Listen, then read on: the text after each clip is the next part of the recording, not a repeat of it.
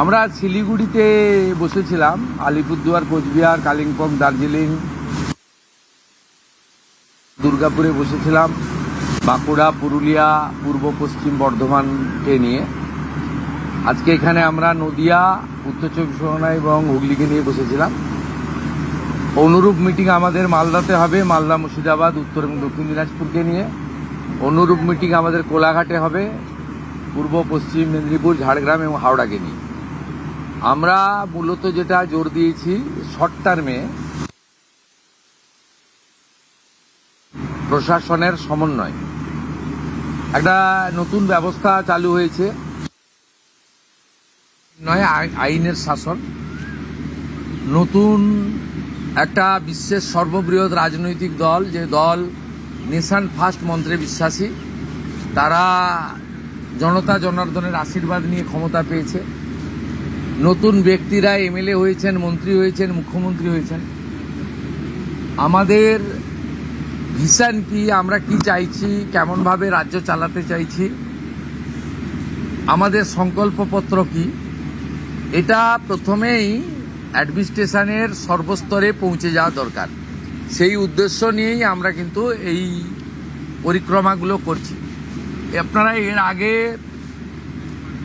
মিটিংগুলোতে দেখেছেন কত কোটি কোটি টাকা খরচ করা হয়েছে। এই কলকাতা থেকে কল্যাণী আসতে 1 ঘন্টা লাগে এখন জাতীয় সড়কের যুগে, সেখানেও হেলিকপ্টার ব্যবহার করা হয়েছে। এখানে কত রকমের খাওয়ারের ব্যবস্থা, নিশ্চয়ই সারাদিন আছে, দুপুরবেলা একটু খাবার দিতে হবে। এখানে কত গাড়ির মেলা, এখানে অফিসাররা গাড়ি শেয়ার করে এসেছেন।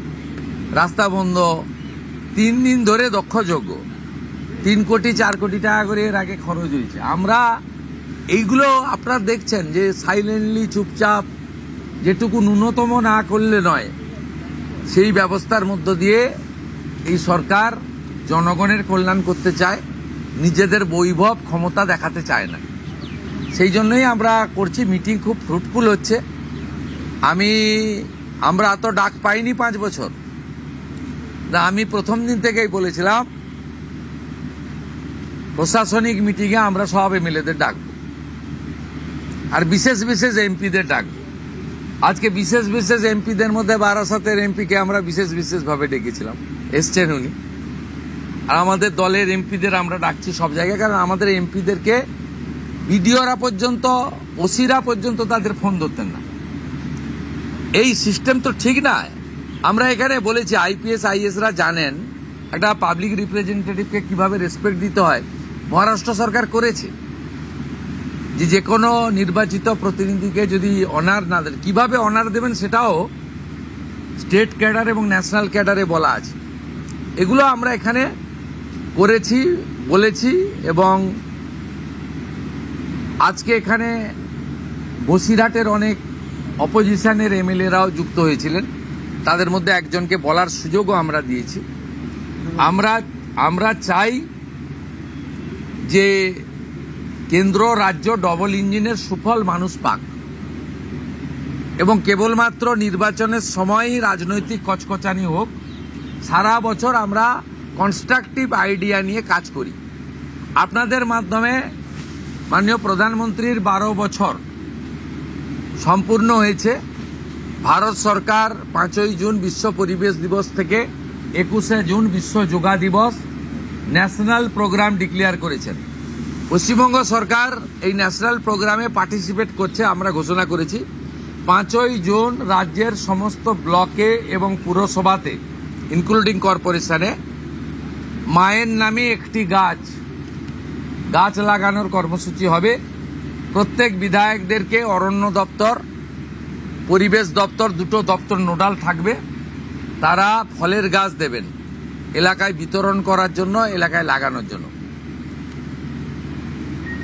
12 থেকে 20 জুনের মধ্যে 3 দিন জনকল্যাণ শিবির করতে বলা হয়েছে ভারত সরকারের পক্ষ থেকে।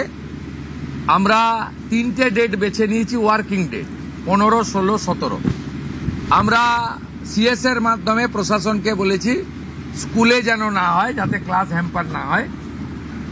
বিডিওরা এবং পুরসভার ক্ষেত্রে সিওরা আর কর্পোরেশনের ক্ষেত্রে কমিশনাররা দায়িত্বপ্রাপ্ত হবেন, বিধায়করা এবং যে এমপিরা সেখানে চিফ গেস্ট হবেন, ইনোগোরেটর হবেন।